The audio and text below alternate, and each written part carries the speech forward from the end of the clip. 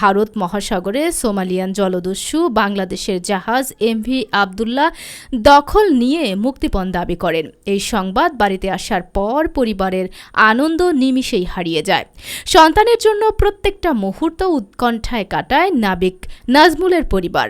১৩ April মুক্তিপণ দিয়ে জাহাজ ফেরত আসে বাংলাদেশে। এরপর সেখান থেকে সকল আনুষ্ঠানিকতা শেষ করে বাবা মার কাছে এসেছেন নাজমুল।